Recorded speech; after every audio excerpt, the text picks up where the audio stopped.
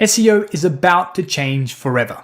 And I know what you're thinking. Wait, hasn't it already been changing? And yes, but for small business owners and small agencies relying on organic traffic to getting leads or sales, we've entered a brand new era. And the good news is that there are smarter and faster ways to rank that didn't exist a couple of months ago. And I know this because I spend every single day on the AI search trenches, helping a community of over 500 small business and agency owners rank #1 in the AI overviews. And we get to see what works and spot the patterns before it hits the mainstream media. But there's a catch. The people who move early are the ones that the AI will learn from. And if you wait 6 months, it'll be your competitor getting cited, not you. So in this video, I'm going to be breaking down the 8 biggest shifts that we see in search and SEO. And I'm going to be telling you the exact strategies and tools that you need to be doing today to stay relevant, keep getting cited, and getting more organic leads and sales in this new era of AI search. The first point is understanding that they're no longer search engines, they are answer engines, which we all know this and it's all well and good, but what does this actually mean?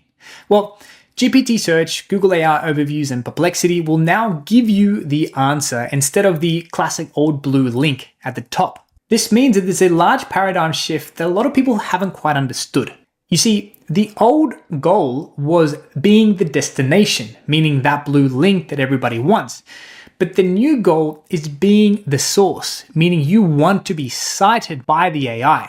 And this changes a lot of things, like the data that we look at that is really important, and even how we create our overall strategy. When it comes to writing content, you need to write this content with the intent of being cited. Start with 1 or 2 sentence answers. Use bullet points, clear definitions, and kind of structure it like you would see it in the search engine results page.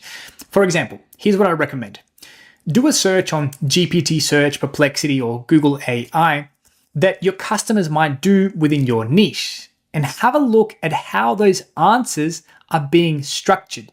That structure is how you write your content from now on. Number 2, keywords are out and questions are in. Now, kind of. Don't get me wrong, keyword research is still quite useful every now and then. Don't chuck it out the window completely. But one of the most important things that we're seeing works all the time is question research. You want to understand and answer all the questions that your potential customers are asking about your niche. The idea is to turn you into the topical authority figure within the niche, and we do that by answering every question there is to know about your topic. Large language models care more about context, natural conversation, instead of this classic keyword optimization. But finding all the frequently asked questions about your topic can be daunting and time consuming. There's a couple of ways that you can do this. You can go on sites like Reddit, go to the right subreddit and see what people are asking, or you can use tools like Answer Socrates. This tool is very easy to use. You put in the keyword, the location, hit search. It will give you hundreds and hundreds of questions about and loosely related about that topic. Your goal now and your homework is to grab one of these questions and answer it in detail in a blog post and repeat that for all of the questions that you found. And if there are 100 questions, yeah, that means writing 100 blog posts. Number 3 is understanding the dual window opportunity. There are kind of 2 main ways that we can get our content used or cited by the AI.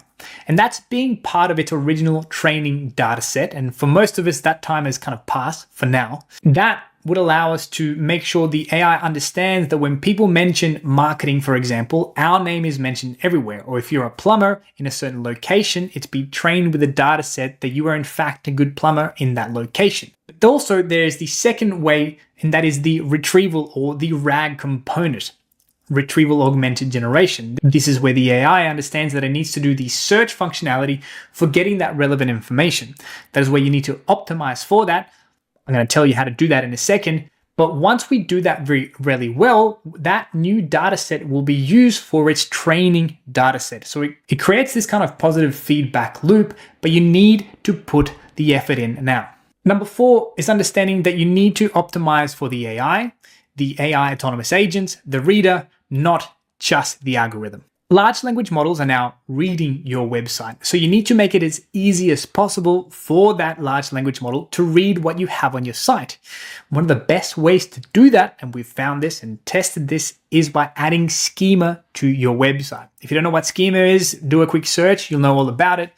but you need to make sure that you have the correct and adequate schema that represents your on-site content on all of your important pages. Think your services or your product pages. You also need to make sure that your website is AI agent friendly. For example, get an account with Manus.im or GenSpark, even GPT Operator, and ask that autonomous agent to do the task that you would want people to do on your website. For example, if you're a barber, get the AI agent to make an appointment under a certain name.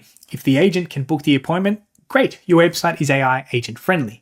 If it can't, then well, you got some fixing to do. And for final good measure, you also want to add an LLM text file to your website in the root directory. There's no actual proof at the moment that adding an LLM text file to your website will help you rank higher on the AI overviews, but it seems to be a growing trend, so you want to make sure you do the due diligence and add that file anyway. Number 5, and one of the most important ones, is understanding that originality and depth trumps almost everything. You and I both know that AI tools can remix or regurgitate any type of content. But what it can't do is think of original thoughts and have that experience, at least not as of the time of this recording. Now, this isn't to say just be different and say the opposite to what everyone else is.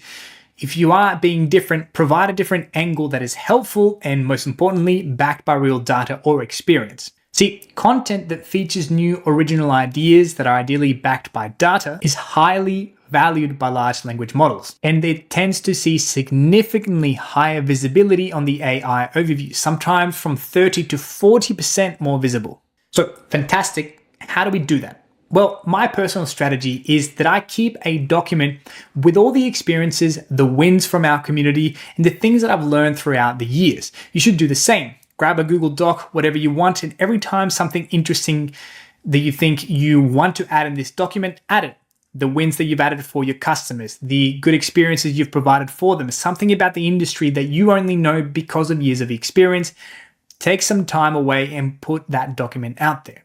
What you want to do then is grab this document and place it into the AI model next time you are writing. Let's say I put it into GPT or Perplexity, and when I'm writing the content, I want to instruct the model to say, hey, when we are writing this, think of the document that I've provided and insert my experiences or my knowledge wherever you think is appropriate to do so. This will make your content so much better because it's something that the AI can't replicate, your experience. Number 6 is quoting one of the best to ever do it in marketing and SEO, Mr. Neil Patel.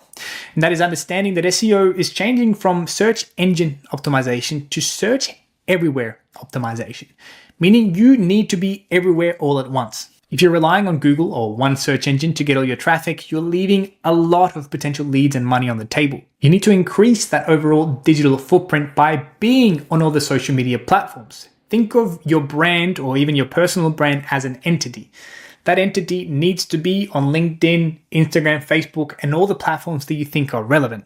That way, the AI can crawl all these different platforms and understand that you're kind of being mentioned for the same things on all these platforms. It adds a lot of trust to your entity as well. Now, if you're a one-person team, this can get very overwhelming. How do you publish so much content for all the platforms?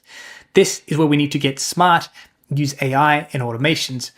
We can use one single source of content, for example, the high quality blog post that you can now write by integrating your experiences, the thing that we just spoke about. And we can run automations that grab that content when it's published and repurpose it into a LinkedIn post, an Instagram post, or whatever other platform that you want to be in. Now, the key word here is repurpose, not copy and paste. You want to add the value that you had in the blog post to those posts in each one of the social media platforms appropriately. This is one of the strategies that we teach in our AI ranking community. If you're interested in this kind of thing, make sure you check us out. I'll leave a link below. Number 7 is understanding that new metrics matter. Your traffic, and I'm sure you've seen it across every industry, is decreasing. This isn't your fault, it's just the AI overviews because we're getting the answers that we want. But your conversions shouldn't decrease. You see, we're actually seeing that the traffic that we do get from the AI overviews, whilst it's less, the intent is a lot greater, meaning the conversion of that traffic is substantially higher. And it makes sense if you think about it. If I've gotten the answer from GPT search or Perplexity, but I'm going to the source, I must really want what's on that website. So don't get all caught up about the decrease in traffic. The other KPIs or key performance index to look at are things like your search appearances and your brand mentions. These are really important metrics to look at now. And number 8, the final one, is do not ignore the fundamentals. You still need them to rank. What I mean here is that everybody's caught up by how do I do AI SEO or optimize for GEO, and that's all well and good, but without the fundamentals, you're not going to rank. Because you see, all these AI search engines, they go shopping for their sources on the first page of the search engines. So if you're on the second, third, or fourth page, you're not going to have any luck getting cited as a reference. So you still need to do your fundamentals. You still need good on-site SEO. Your website needs to be loading quickly. You need to optimize for those questions or those keywords and a bunch of other things. Without those, you're not going to have any chances of ranking in the AI overviews. So do the fundamentals.